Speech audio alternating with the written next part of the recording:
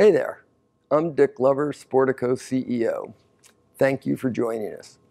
When we launched Sportico earlier this summer, we sought to be the trusted source for breaking news, actionable insights, and thought-provoking reportage in the sports business world.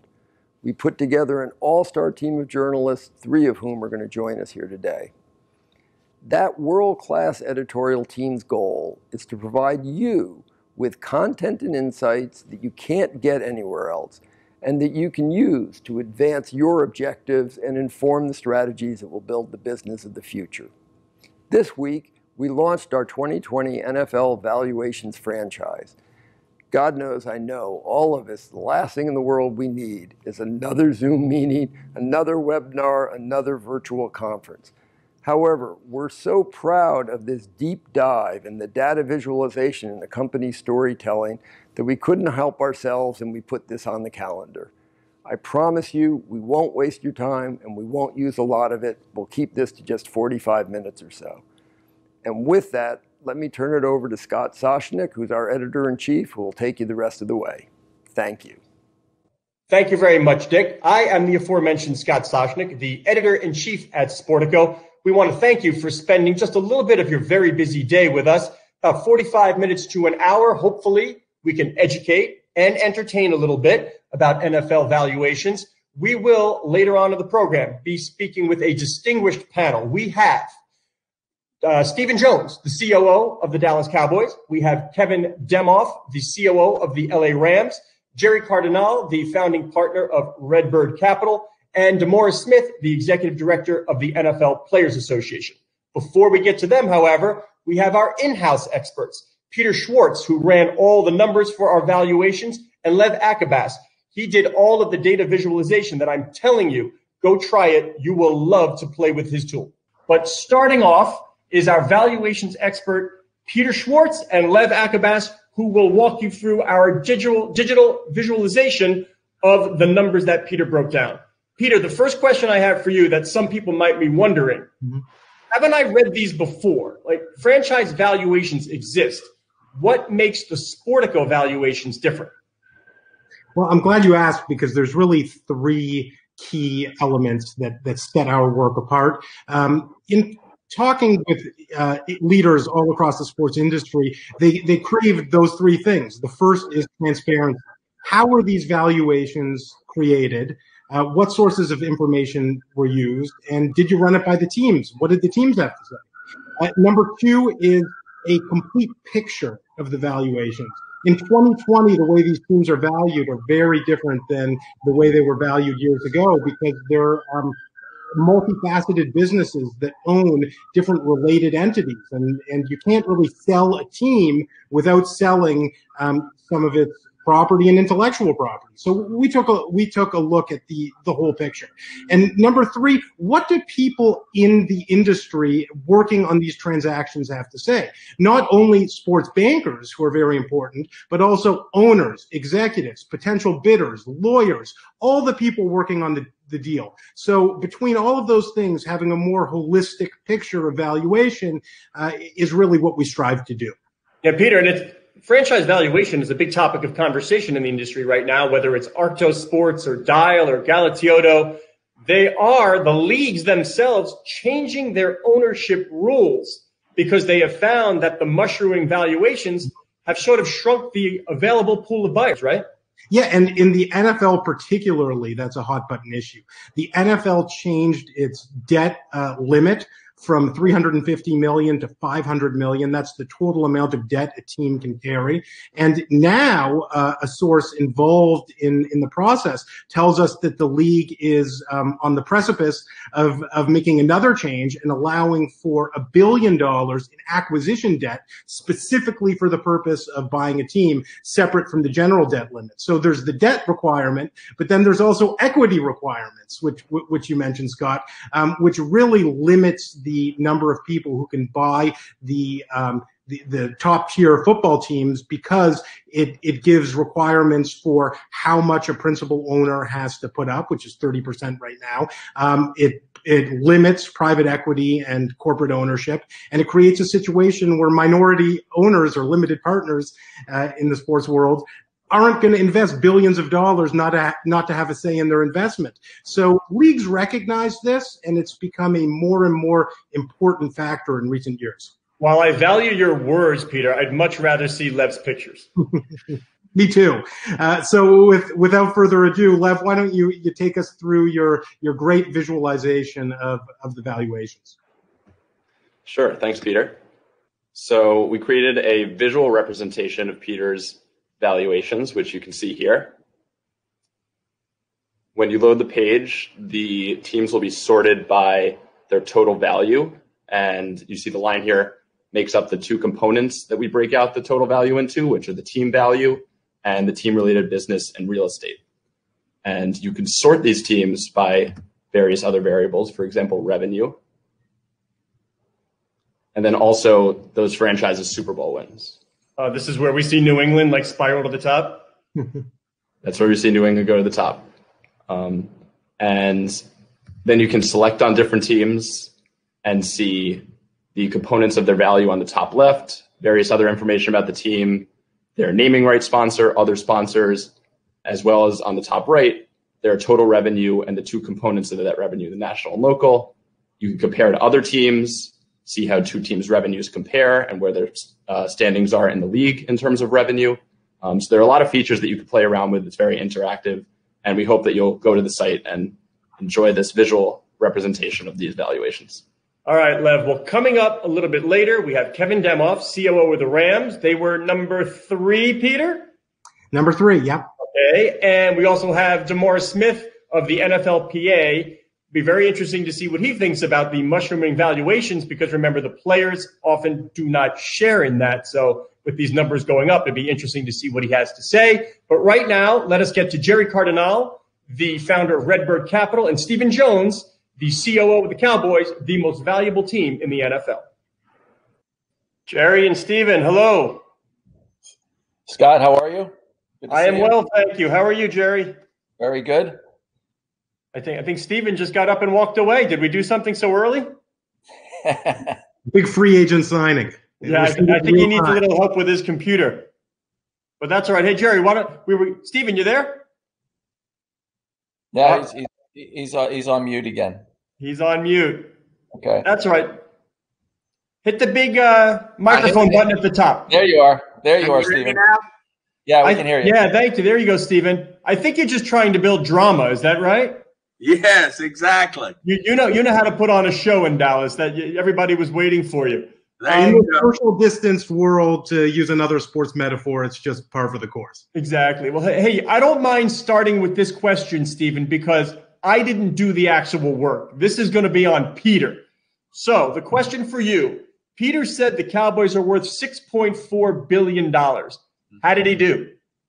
Well, I don't know that we'll ever know, because our plans to keep this team in our family for as long as we possibly can. We're a family business, and, it's certainly nice to look and see a number like that. But, Gerry once told me early and often, the goal here is to leave the Cowboys in a better place. And we continue to strive for that.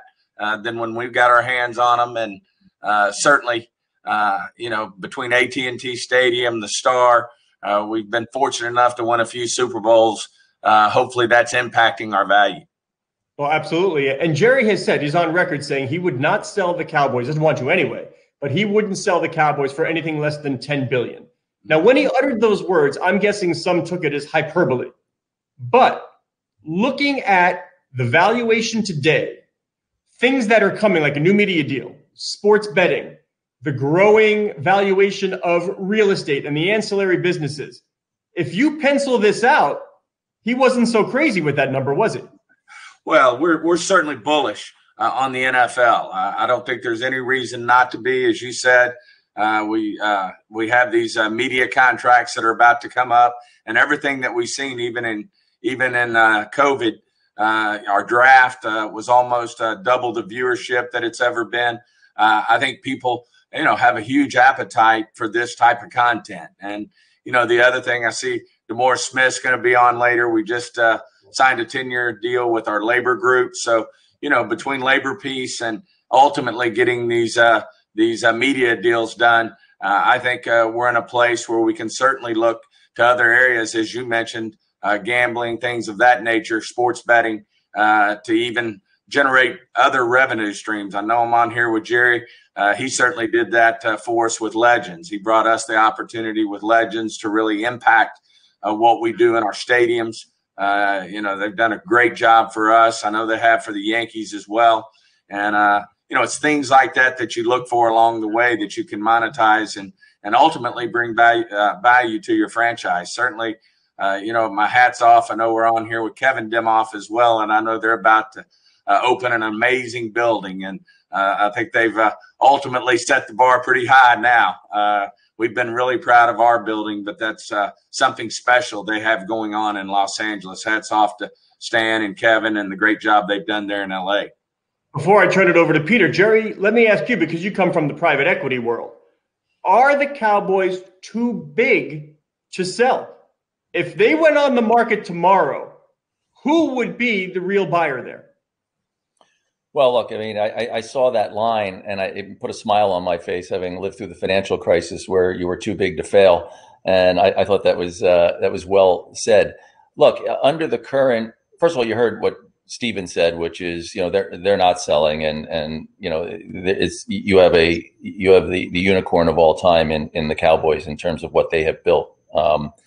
But you also alluded to earlier in the conversation that the rules would need to change for the continued linear progression in these asset valuations.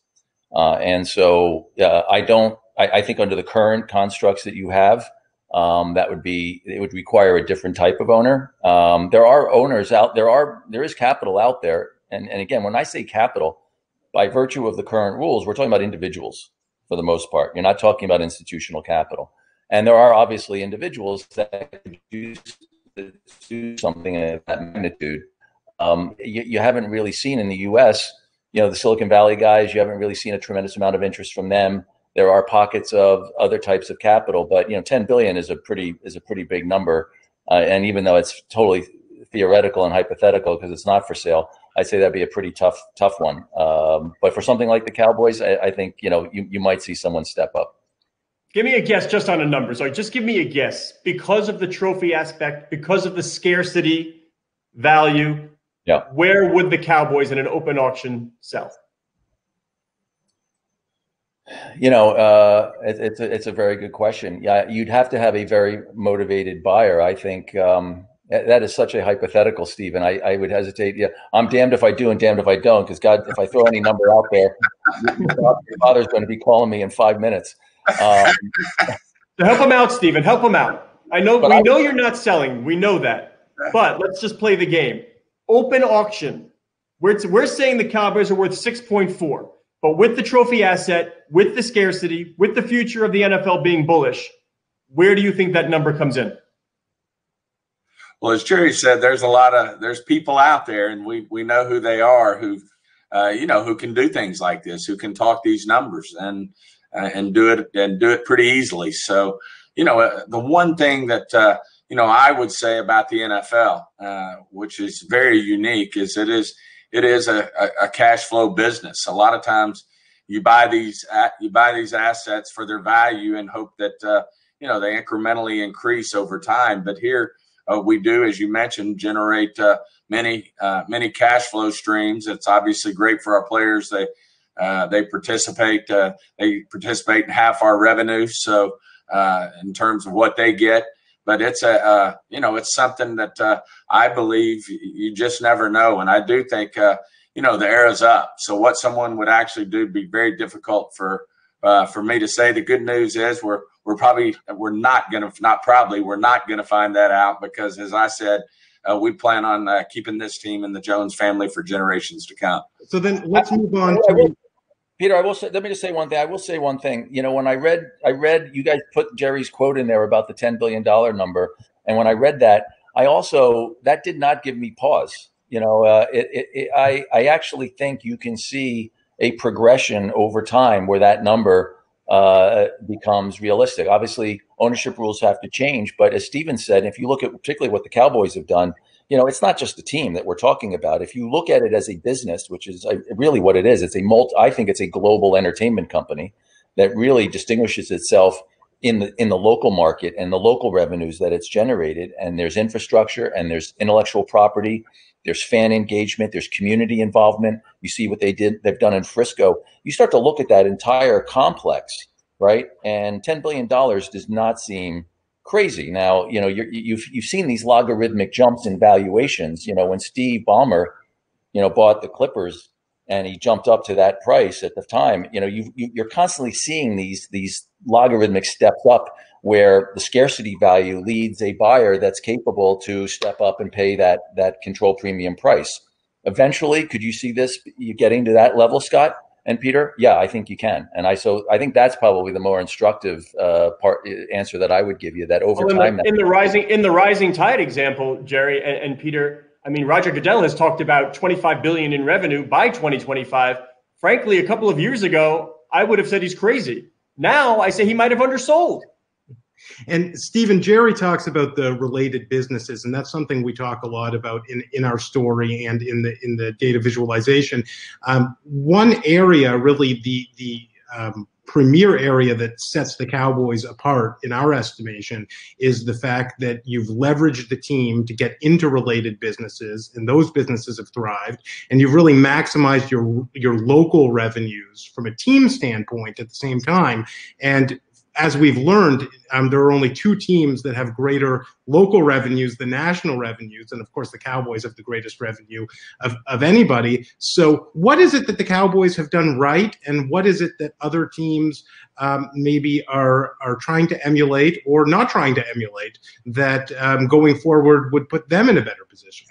Well, I go back to when we first bought the team, Gerry. It was losing $1 million a month. And Gerry just said, boy, I'm not going to be able to live with that. So his thought process was use the platform, use the brand. Obviously, it's a tremendous aggregator of eyeballs, still does today in a time when, our Gen Zs, our Gen Xs have so many opportunities to, look at things whenever they want to look at them. But, the NFL is the ultimate aggregator of eyeballs. But our thoughts were then is we were going to have to use the brand, use the platform and other businesses to generate income. And certainly we believe that if, you can't just put it on anything and think it's going to work. We've seen it not work at times. But if you pick the right businesses and you do put the brand with it in a classy way and a business way, then 1 + 1 can be 3. And we've certainly seen that, whether it's the real estate business, whether it's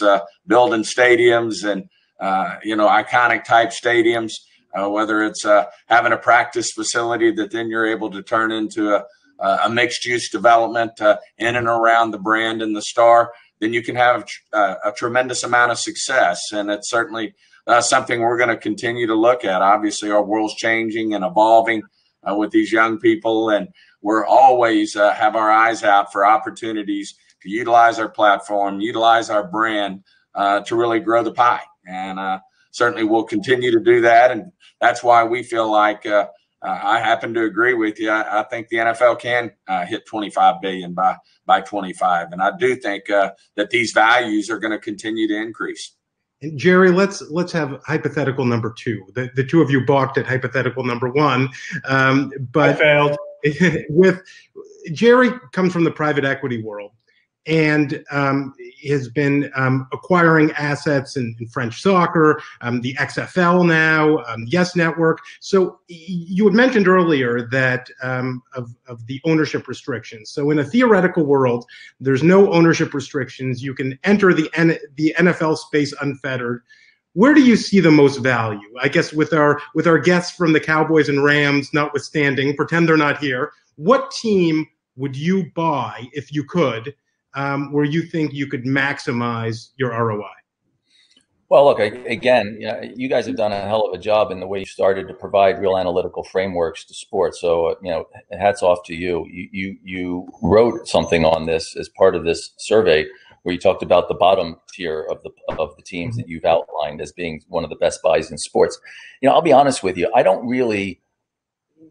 can see where you could make that argument. You could say there's, for the entry price that you're going to have to pay, which is driven more by scarcity value than anything else, go the lower rung because you've got more room to run. When I'm looking at European football, I'm more interested in many times in the second tier teams because there's more I can do with them from a returns perspective. I'm purely looking at it as an investor. But I don't really look, I want to rephrase your question, Peter, because I'm not sure I look at it necessarily as which team I would buy. I look at what the Cowboys have done. And, I was lucky early in my career working with Steven and Gerry and the family and the team, because I saw there something similar I saw with the Steinbrenner family and the Yankees, which is my style of investing was always to partner with these rights holders and build terminal value businesses in partnership with the rights holder. And so so one way to answer your question is, you could go any team that you buy in the NFL, I think is a great buy. And what I think is fascinating when you look at your wheel that you've shown graphically, what's really fascinating to me is the disparity in those values when you look at, how much the national revenue drives overall values. It's very surprising to see that there's that amount of discrepancy. And the answer there is you just got to look at what Steven and the team have done in Dallas, right? I mean, it's owning your local revenue, and that's all about monetizing the fan. It's about your place in the community. It's about all the things that I've tried to do when I partnered with them. That's what Legends Hospitality was, right? And frankly, even Yes is a way to monetize the intellectual property and do it through the broadcast. It's Legends doing it through the live event, the infrastructure, without actually having to own the team. But I think any buy across the NFL would be amazing. There's the scarcity value. There is something to the scarcity value, but the way they are driving the national revenue makes it such a risk-adjusted return that's attractive at the entry prices that you see today. But the key for the upside, if you really want to drive upside and look at the way I look at things, which is purely financially, it's going to be in the local revenue. And that's where, we can take a cue from, obviously, Dallas. That's why you see Dallas first in the way you've shown it graphically. But Gerry, I also look at premier brands, sterling brands, and who they do business with.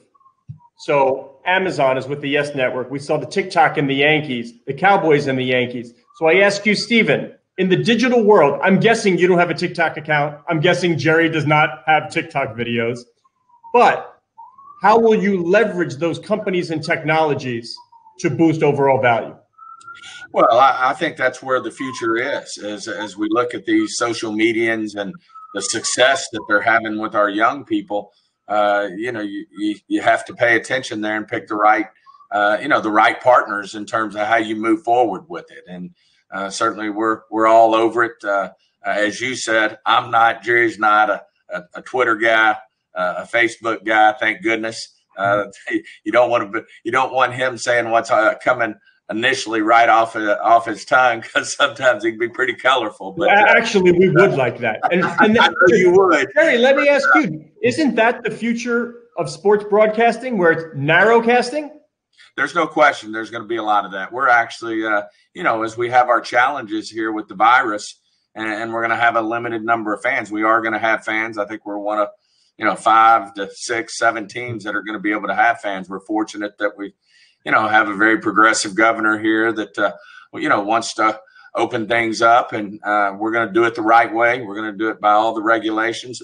But in the meantime, we also have to look at other mediums to communicate with our fans that are not going to be able to get in the building. And that will involve, and we're certainly, heavily into it, as to, having Gerry be on social media during a game, and and to what degree that's going to be, we'll see. But certainly, you have to look at things like that when our fans aren't going to be able to be in the building, and we're going to be communicating with them on the second screens that you hear about. All those things are things that are in our wheelhouse that we're certainly looking at. So, Steven, did I hear that right, Peter? That Gerry Jones is going to be on social media during the game? Because I will watch that. Yeah. I think talk about narrowcasting. I think that's going to Gerry be Cam. That works.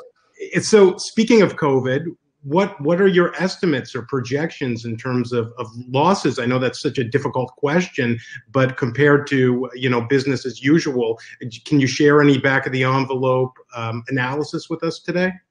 Obviously, we're probably affected more than anybody, because, as Gerry said, what's really getting affected here if we're able to play our games, and we feel so great that we're going to pull this off. It's off to a great start. We think we're going to play a full slate of games, so our national media and revenue will be there. But where you really get affected is in your local revenue, and certainly that starts at the stadium with not being able to have our wonderful season ticket holders there at every game. Having those type of restrictions will certainly have an effect in terms of what it does to us financially. But we'll work through that, and we'll maximize everything that we can. And certainly we know that the whole world's been affected by the virus, both from obviously from a health and wellness standpoint, but also a financial standpoint. And we're no different, but we're certainly going to not harp on it, and we're going to move forward and do the best we can. Gerry, I got to say, hearing that Jerry Jones will be on during telecast sounded like something an upstart football league with some Hollywood type ownership. Sounds like something to me they may want to consider. What do you think? Yeah, look, I mean, the XFL is different. I think the XFL has an opportunity, particularly with, Dwayne and Danny, to lean into the entertainment side of the sport. I think, the thing that's interesting about the XFL for me is that spring football is legitimate. It was a tutorial for me. I learned a lot. And one of the things I came away from in my diligence was that spring football is legitimate, and you shouldn't think about it as mini-me NFL. You should think about it as its own legitimate sport rooted in very good football. Rules are changed a bit to enable consumption across younger demographics, to Stephen's earlier point. And then you lean into the entertainment part of it, which I think is going to be a very big part of it, which Danny and DJ, are going to be great at. I would say, that's unique. I mean, that's the thing that fascinated me by the XFL is something that you got to be careful with when you talked about the Jerry Cam and everything else, because I remember when we launched Legends, you remember this, Stephen, and I'll never forget that Yankee Stadium, we debuted Yankee Stadium. It was, the first game where Legends Hospitality was running things, and you saw the camera shot down from the pitcher, to the hitter, and all the seats behind the catcher were empty. And we were like, what the hell's going on? And, we started making calls. We figured out that, we were providing such an amazing service inside the dining rooms of the stadium that everybody was inside. The king crab legs were the mistake, Jerry. They were watching the game on television as opposed to being in the stands. So, I think in the traditional leagues, got to be a little careful here where, yes, we've got to adapt to the younger demographics, the way people want to consume content. But, there's got to be a good balance that it doesn't take away from, what is the main product here. The main product here is, really great sport. And, one of the things people always say with gambling in the seats is, if everybody's got their head down, on their phone and they're missing the live event, at what point does that, reach a tipping point? Yeah, I want to bring in Kevin Demoff, the COO of the Rams. So stick with us, guys. But the example I use, and I'll let you stew on this, is the Duke University student section. If anybody's in the demo where their phones will always be out, it would be them, but they focus on the event because it's such a great experience. How does pro sports mimic that behavior? It's not an easy thing to do. Kevin, welcome. Thank you for joining us. My pleasure. I got excited when I heard that Jerry's going to be commenting during games. I was thinking about our opener in a couple of weeks, and hopefully he's really frustrated about the third quarter and on social media. If things are going well in the Rams world, it'll be entertaining on September 13th. Stan Kroenke is less visible than Jerry Jones, but please tell me you will now take this back to Stan and say, there's an idea out there. I'd like you to really be on camera and social media during our games. I think we would all pass. I think for anybody to be on social media during games who's involved with the teams is a terrible idea. We'd all be fired within 24 hours. All right. Well, before we get back here, I want you to look at our data visualization. It's so good that I needed to bring it back, but focus on the Rams. So, Lev, can you fire that up for us? Yeah, let's get this going. So you saw the data visualization before, but as Scott said, we're going to try to look at it now with the context of the Rams. What I loved about the visualization is it looks like a ram horn. So I think when you look at the teams, I thought that was great. I'm the only one that will say Vince Ferragamo. Now watch what happens here. Remember, right to left means decreasing revenue. All right, Kevin? Click on revenue. Here go the Rams. You're going the wrong way. They take quite a journey. They take quite a journey, and you see the Rams down near the bottom along with the Raiders. However, something tells me this season, Kevin, that there's something new with the Rams that may help to generate revenue. Could you help me remember what that might be? It might be a brand new stadium, but that revenue number might be a little bit challenged without fans. So in reality, yes. That number would change drastically, as would the Raiders, as would the Chargers this year. But, certainly we'll have to look at that in 2021 maybe for a full picture, depending on how 2020 turns out. But what are the projections? Obviously, if there were no COVID, fans in the stands, everybody happy, where would the Rams go in terms of league revenue? From where we saw near the bottom, how close to the top would that stadium put you? Well, certainly you would hope to be much closer to the top, given the market, given the investment in the stadium, given the 300 acres at Hollywood Park that Stan Kroenke has built. I think certainly, we have an opportunity to be, at or near the top. But I will say, teams, and this was part of the previous conversation, the local revenue generation is not just coming out of stadiums these days. It's coming out of all the ancillary revenue sources that you're seeing teams go through, right? And there's going to always be a maximum amount you can generate from your stadium, or incremental gains you can get by being good or charging more. The true changes for most teams in local revenue right now are coming through practice facility monetization, things that the Cowboys are doing through Legends. All of those elements, I think, are going to be the game changers rather than the incremental gains you're seeing coming out of stadiums. So let's try to unpack a couple of these things, Kevin. So there's two related factors that I think really boost the Rams in our valuations.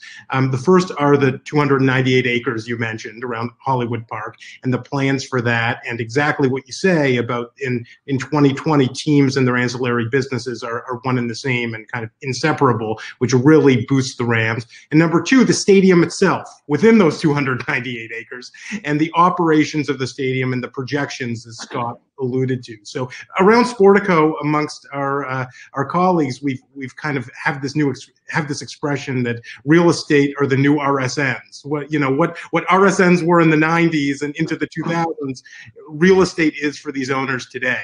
And I'll be candid, when coming up with the valuations, I think that the $4.1 billion, which ranks third, is very conservative for the Rams, considering a lot of the mixed-use developments that will be related in some way to the team are in development. So with that in mind, I guess my first question for you is, when it's complete, when all construction is done, what are we looking at in terms of Rams branding beyond the stadium? Will it be a Patriot Place type venue in Foxborough, or will it be something different? Well, I think it'll be something different. I think you have to first go with the idea that the stadium's a two-team stadium. So, in terms of Rams branding just beyond, I think there will be integration, but I don't think you're going to see a Patriot Place, in totality, right? Mm-hmm. The other difference, in Patriot Place is a wonderful venue. You have to stay there. One of the great things the Crafts do is you have to stay at Patriot Place basically to interview their coaches when you go through a coaching search, which I think is one of the greatest tie-ins for, how you generate money in those times. But, 1 million square feet of office space, with NFL media building, coming online next year as the main tenant, 300 room hotel, close to 1 million square feet of retail, 18 to 20 restaurants, a movie theater, a 6,000 seat performance venue, 25 acres of parks and lakes, 500 apartments, ultimately 1,500 homes. So a very different mixed use, development than what Patriot Place is over the long term, and will take decades to build and monetize. And I imagine that mixed use development over time will be worth much more than the team, or the stadium itself. It should be, if we do it right. And certainly given Stan's history, there's no reason to believe that wouldn't be the case. And you're sitting, in the heart of Silicon Beach in Southern California. So this is, real estate that is extremely valuable, is fully entitled. It's the largest construction project in Southern California. So I think it's going to be impossible at some point to separate the value. They're going to coexist, right? The value of the stadium and the events that come there, the 2022 Super Bowl, 2028 Olympics, opening and closing ceremonies, the World Cup, all of those things are going to become symbiotic with the stadium and commingle, right? So I do think it's going to be really hard to separate out the values. And once you see these amazing, pictures of the stadiums, and I think one of the great things I love about this stadium is now that it's online, the renderings look just like the stadium, which is an amazing, inspiration, I think, for all of us who walk into that building. But I don't know where the Rams are going from a valuation perspective, where the Rams are going to start and the project's going to stop and vice versa. Kevin, I'm going way back now to the 1920s, but the New York baseball giants were once the landlords of the New York Yankees until Babe Ruth came along and the dynamic changed.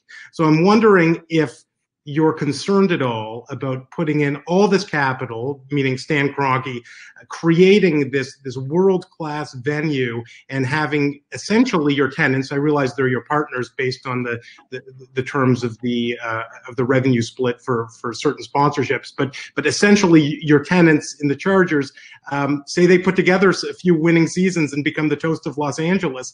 Is this a concern in any way? Because your agreement is very different than the Giants and the Jets, which I think our viewers might be interested in, where they were equal partners in a management company, whereas you actually own this stadium and the Chargers are essentially the second team.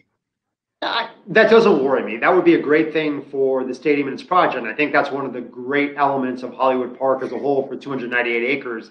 I hope the Chargers are winning. I hope they're drawing 70,000 plus people to come and be part of the project. That means that the investments that our founding partners have made for the SoFi stadiums, for the Constellations, the Anheuser-Busch's, the Verizons, those are great investments because they're getting value from hopefully both teams. Hopefully we're matching that as well. The people who are staying at the hotel to come to Chargers games, are providing a return on investment along with the 298 acres. And look, when we built this stadium, when we designed the stadium, it was always a two-team project in mind. The owner suites are equal, the locker rooms are equal. The NFL was always very clear that LA was a two-team market, and we knew that going in. And I think the one thing that's great for both teams is because we're in separate conferences, we play once every 4 years, their success doesn't have to come at the expense of our success, right? This isn't, two teams who sit in the same division competing for one playoff spot. These are two teams who sit in completely different divisions. And we've often joked the greatest thing that could happen in 2022 would be we both become the first teams to host a Super Bowl in our own stadium and play against each other. But I think we both believe, and I think we would talk to the Chargers people as well, that rising tide, will lift both boats, and the success of the Rams and the Chargers independently is both paramount to the success of SoFi Stadium. Kevin, we have about a minute before we need to go over to DeMaurice Smith. You mentioned symbiosis. Is there an inherent advantage from a revenue and from a value standpoint in the operation that Kroenke has, English Premier League Soccer, Arsenal, NHL team, NBA? Is there a way for you to have that function as a cohesive unit, which could drive revenue for the entire company? Absolutely. I mean, I think as you look at it, getting people, as the world becomes more international, I think as Gerry mentioned, as people start to look at European soccer more globally, and the fact that you can talk to your Arsenal counterparts about partnerships that occur there. You can work, this year we have a couple of examples of partners in Denver who became interested in the LA project that we've been able to make, Rams partners and SoFi Stadium partners. There is no doubt that Stan's ownership of all these teams and the symbiotic nature and the personal relationships we've built are great, and they help us learn more. And I think that's been one of the key factors, and you guys wrote in your article, the elimination of cross ownership, in sports is so valuable. There's so much learning that can come from the NBA, the NHL, English Premier League that we can bring back to the NFL, and vice versa, that we can take, from the NFL. And when you're looking at people who are going to buy teams, why would you ever want to limit? People who already own teams are the most likely buyers of other teams. And so I think when you put together that, the elimination of cross ownership would probably be the greatest thing that may help drive value for NFL teams moving forward. And if the learning for the NFL and other teams is anything like the learnings we get from our counterparts across Kroenke Sports Enterprises, it's fantastic. All right, so please stay with us. We are going to move on to DeMaurice Smith, the executive director of the NFLPA. He was with us yesterday due to a scheduling conflict. So here's that discussion that we had. Thank you very much to Kevin Demoff. Now we move on to the finale of our presentation with DeMaurice Smith, the Executive Director of the NFLPA. DeMaurice, thanks so much for taking some time. Scott, thank you for having me. Now, we should note that you joined us yesterday. You have a busy schedule. So you came out right after the valuations. You haven't even seen them. I have not. So I have not.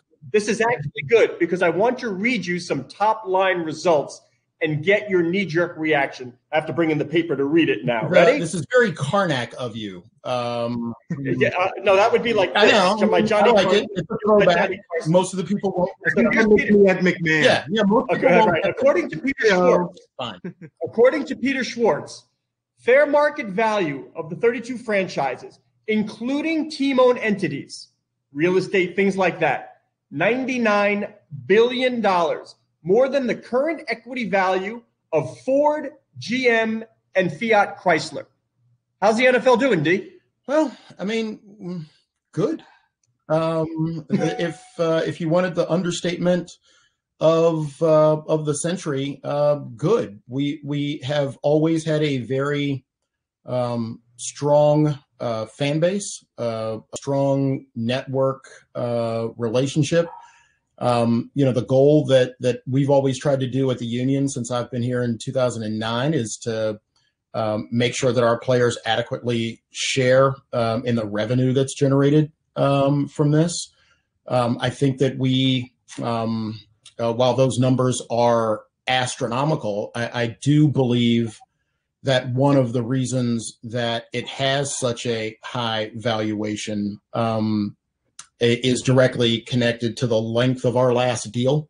The ability of being able to do long-term, whether they're TV deals or stadium deals or partnership deals or sponsorship deals, has a way of insulating you against certain levels of business interruption.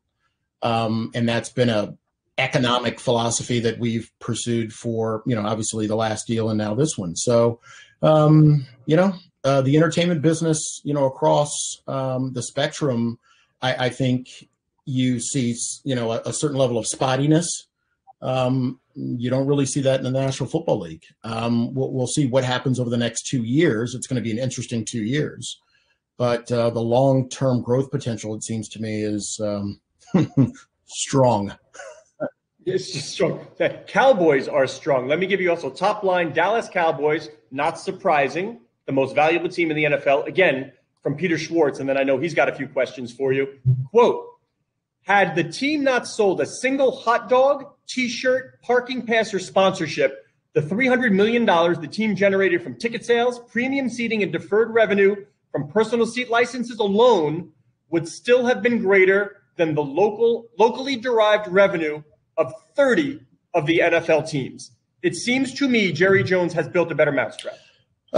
Jerry Jones has built the best mousetrap, it seems to me. And I believe that, in our world, that has a number of sort of interesting evaluation points across the spectrum, right? First of all, it validates why we care so much about our salary being tied to shares of revenue, because you do have a disproportionality or a disparity, I should say, between a team like the Cowboys and other teams. Because players can't, for the most part, direct where they are going to work. We want all of our players to benefit from a share of revenue philosophy as opposed to a salary philosophy, straight salary philosophy. Second, the idea of recognizing that different teams approach the business of football in a different way. We believe that our workers should not be subject to that, either whim or desire on some teams to be wildly profitable, as opposed to other teams, who choose to not be wildly profitable. So, for example, it would be terrible if Peter were drafted to Team A, and Scott, because you are so much better, an athlete, were selected by the Dallas Cowboys, and your salary be strictly tied to how well Team A does versus to how well the Dallas Cowboy does, right? Because if we did that, if that was a system that looked more like baseball, for example, that would be problematic for a lot of reasons. So which team does not look to generate the most revenue, if I may put you on the spot? It is why I've called that team Team B, because some teams choose not to, for example, seek stadium sponsorships. Some teams like to call their stadiums after the name of an owner, which might leave money on the table. If you were at a team, a team that decided that they weren't going to maximize every revenue opportunity, and therefore your salary was tied to just how aggressive some of those teams went about making money as opposed to how aggressive another team would make money, that would be unfair to you. And that would be unfair because if you were a top player, for example, and you went, in the first round of the draft, that spot normally goes to a team, unless they trade for it, normally goes to a team that hasn't done that well the year before, right? You could be the best player in college and end up at the team that's generating the least amount of revenue. And that would, use a lawyer phrase, not be good. So, we like a system where the revenue is pooled. We get our share of revenue from a macro pot. And we like to have a system that incentivizes teams to go out and get money. So let's talk about those more aggressive teams.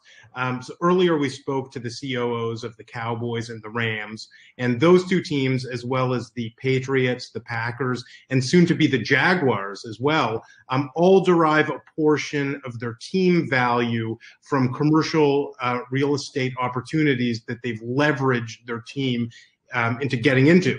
So with this in mind, and over in baseball, you mentioned baseball earlier, Scott Boras was very outspoken recently, the super agent, as they call him, for advocating that portions of these so-called ballpark villages go to players as they get constructed and they continue to get bigger and bigger. I'm wondering from a football standpoint, because that type of related businesses, which are not subject to the current collective bargaining agreement, whether that's something that could be incorporated in 2030 or at any point when that might be reopened in order to allocate some of that kind of fast-growing team-related business opportunities into the rubric of the CBA. Well, under our CBA, many of those team-related businesses, if they are tied to football revenue, do go into the revenue pot. So let's just level set that right away. You take, for example, some of the businesses that are directly tied to football-related revenue at Patriot Place. There's a formula and an analysis by which those businesses the revenue generated from those businesses would go into all revenue in the football calculation. If you take a look, another example of how we treated the possibility of sports books being proximate to team facilities or stadiums as a metric or method by which we would be entitled to revenue from that book. All of that, it seems to me, contemplates the idea that if real estate or other businesses are generating revenue that is directly tied to the work that is coming from our players, we want our fair share. Okay, let me take you somewhere maybe a bit unexpected now. I've spent the last 3 months reading about pandemics and genetic mutations. I'm not sure I'm going to care wherever you want to take me into an unexpected area. Maybe as an attorney, this will be more in your wheelhouse than that. Federal court in Chicago, 1915. The presiding judge, Kennesaw Mountain Landis. Yes. who 5 years later, as you know, would become the first commissioner in pro sports. He said, quote, "As a result of 30 years of observation, I am shocked because you call playing baseball labor. Obviously, in the over 100 years since then, views have evolved. I'm wondering if decades from now, somebody's looking back at 2020, where we are, at the current landscape of pro football, what do you think they'd find most surprising about owners, players, the relationship between the two, and what might be different from what the future holds?" It's a good question. I think to a certain extent, what to borrow a phrase, what is past is prologue. So the same decision that you were reading from that ultimately resulted in baseball being called a national pastime, as opposed to a business that employed labor that was subject to the antitrust laws. If you remember, the Supreme Court reached a completely opposite decision when it came to football. It found that football did employ labor, and it found that it was subject to the antitrust laws. So I think, taking, that history and carrying it forward, I think hopefully what people will grow more comfortable, more accustomed to is discussing this sport in the context of business. I mean, I love the game of football, but the National Football League is not football like you and I played when we were kids, or it's not football like it was played by the Ivy League schools in the 20s. And it's certainly not football in the sense that, a group of people are just sitting around talking about how well we love the game.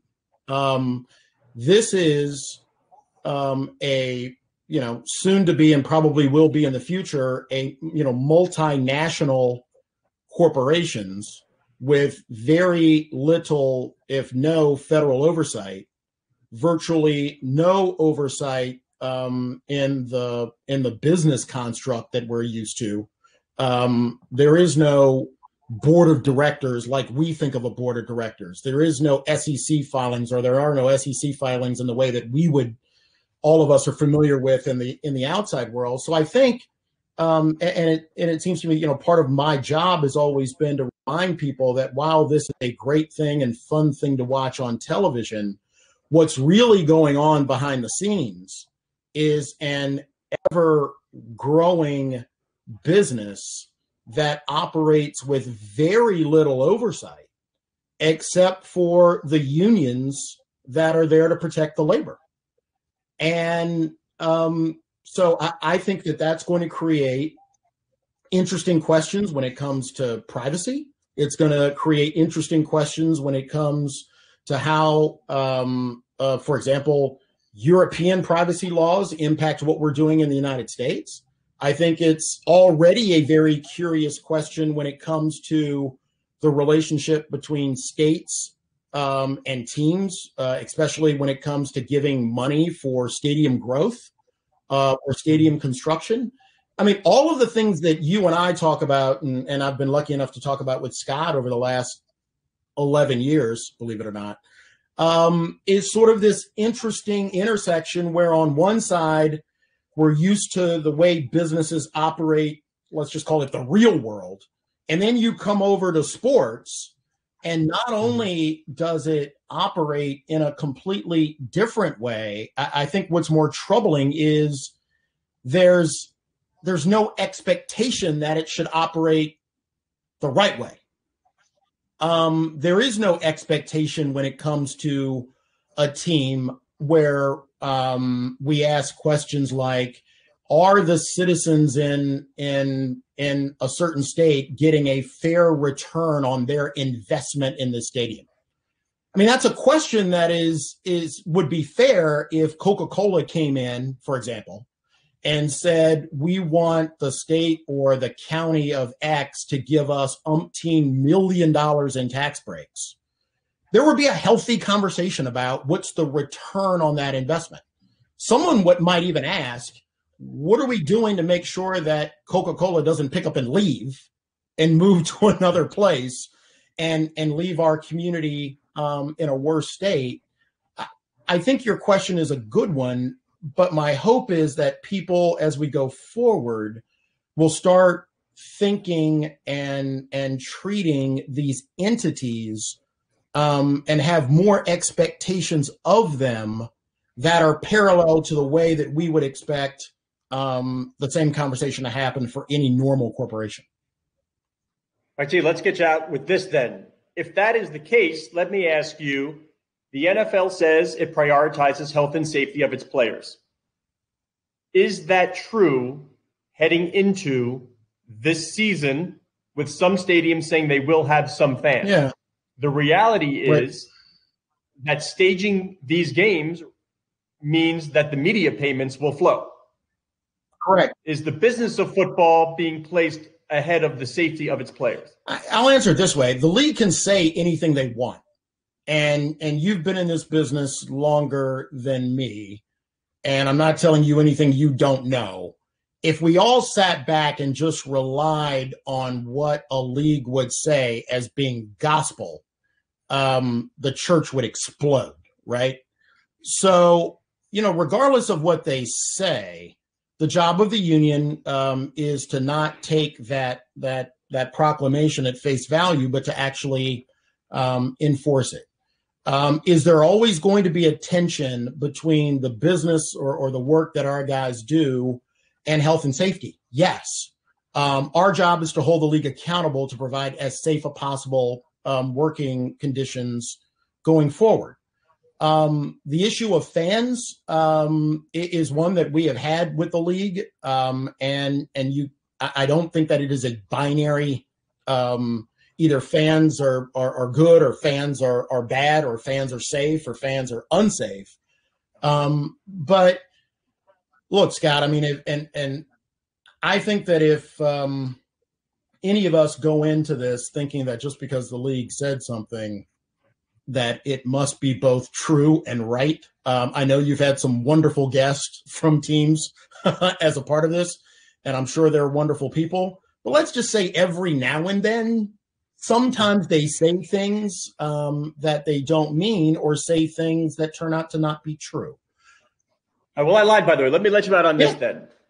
What I have seen, and a little segue here. Well, what I have seen, though, is that the players seem to have learned from the owners and these mushrooming valuations, in that they are partaking in pieces of the union or spin-offs that are like accelerators at this point.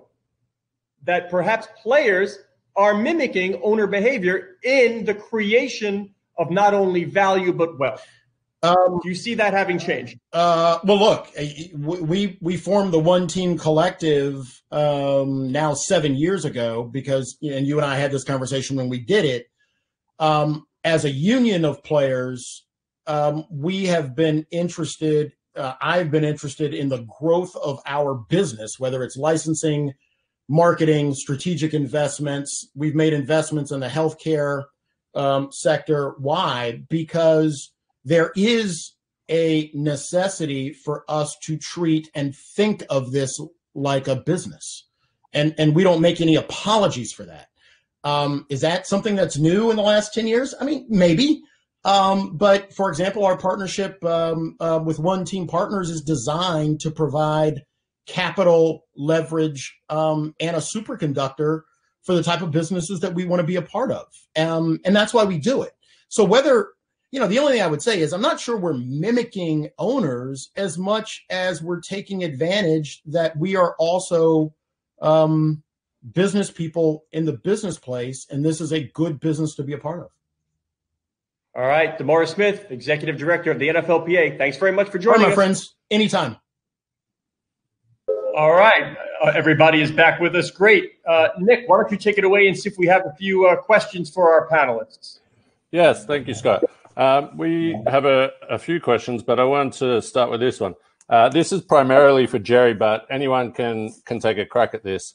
Do you anticipate additional changes to the ownership rules for NFL franchises that would allow institutional investments like firms like RedBird?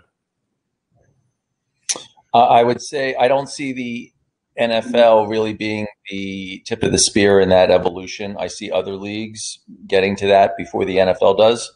Will it happen eventually? I think so. I think when you start to see other leagues opening up to more professionalized institutional capital, I think, really to keep pace with the escalation in these asset valuations, I think it'll start to be viewed as making a lot more sense and a very appropriate partnership with capital and intellectual property than what the narrative is right now. And so but the answer to your question is I don't see the NFL necessarily leading that anytime soon. And the next question is, when a $25 billion valuation hits and on-field performance is no longer a factor, does football cease being a sport and merely becoming a business? Well, I don't know that on-field performance, I think that would be the driving factor of the 25 billion valuation, right? Ultimately, it may not be individual teams. It's the collective 32 and the excitement that comes with each year that drives that valuation as an entertainment product, as a television product, as local revenues. Certainly, there can be revenues derived off of that, but the opportunity from the 49ers to go from 2-14 to the Super Bowl is what every fan base right now is looking at as their team enters the 2020 season, which is why people tune in, which is why they buy tickets and get excited. And I think what makes it, that opportunity from worst to first and the turnover you see in the playoffs each year in the division titles, I think is what ultimately will drive that valuation and that excitement for people, who look at it. I would echo what Kevin said. I think it's all about the game at the end of the day. That is the driver of the valuations. It's I'm a firm believer that and I do see in part of your valuations was Super Bowl championships, and I think that's a huge part of it. Some of the top teams are the teams that have won multiple Super Bowls. So we have a competition committee that focuses every year on the game, and I think it's always going to be front and center of what drives values for the NFL. Great. And can you guys speak about the potential threats to valuations, both in the near term and the long term? And does this current pandemic have a legitimate and immediate impact on valuation? Well, I'll jump in. I don't think it does. I don't think the current pandemic, if you're focused on the NFL and football, I don't think that the pandemic would have any impact on valuations. I think the scarcity value around these teams, as Steven said earlier, the cash flow nature of these teams based on just the national revenue and the potential to drive growth on the local revenue side, it makes these phenomenal investments. And I don't think the pandemic, which is very much, presumably a very finite and short-term phenomenon, while it may, as Steven said, on the local revenue side, it may impact cash flows to a certain degree, it doesn't impact long-term terminal value. I mean, I think Peter and Scott have done, and the entire Sportico team have done a phenomenal job trying to put some science around the valuations. I'm scared Peter knows more about our team than I do, reading some of those numbers. But I think at the end of the day, it's somewhat of an esoteric exercise, right? The valuation, these are not publicly traded companies. Mm-hmm. They don't fluctuate quarter to quarter. So the valuations aren't as important on a short-term basis as they are continuing on a long-term basis. And I think that, to me, is what's most important, is that we continue to make the game as exciting as possible. We continue to improve our local revenue streams no matter what the opportunities. And ultimately, I think we'll be exactly where Gerry said we would be. Steven, this one might be for you. To what extent do general managers or owners want the next TV deal to be on a non-traditional platform such as the Amazons or other OTT companies? Well, I think it's ultimately they're going to be big players in this. And, as I mentioned earlier, you take our younger generations, the Zs and the Xs, and, I watch my my young children, young adult children, how they consume their content's different than the way I do it. And certainly they're going to be big players in that. And it'll be real interesting to see how it plays out. But ultimately, they're going to play a big role in our economics. Fantastic. We'll find Scott. How many more questions should we go for? Let's give one more question. Okay. I think this is a good one to end on. What will be the biggest driver behind NFL valuation growth over the next 10 years? OTT, streaming, legalization of gambling, or something else? I mean, I'll take a quick shot, and everybody else I'm sure has an opinion, but I still think at the end of the day, the big growth is the media, whether that's streaming, whether that's over the top, whether that's non-traditional ways to view our content. I still believe that's the number one driver of the valuations and the revenue going forward. Certainly gaming, will be a new piece to the pie. But overall, I think getting our game out there to the eyeballs is the end game. I mean, I think to follow up on what Steven started off the conversation with at the beginning of this, right? You take the brands that exist and the eyeballs that come through media, and then you use that as the platform to grow your business and your ancillary revenue streams. The stadiums are built, you have suites, you have those elements, but the greatest change is going to come from more people consuming NFL content and NFL games in different ways. If they do that, and then that comes along with increased gaming, increased media spent in other ways, games being sold on iTunes, the league growing internationally. It's all starts with how many people watch and consume a great product of football. All right, so Brian Rolapp and Hans Schroeder have their hands full. Stephen Jones, Kevin Demoff, Gerry Cardinale, and DeMaurice Smith, thank you very much for joining us. And we should let everybody know, by the way, Nick, if you enjoyed this conversation, we're going to take a deeper dive into the numbers. At least probably Peter will. He knows it better than I do. On September 9th, we're going to host another event that really will delve into the numbers of the NFL and franchise valuations. Hopefully you all can join us. And thanks so much for giving us a piece of your day. Thank you. Thank you. Thanks. Thank you. Thanks, everyone.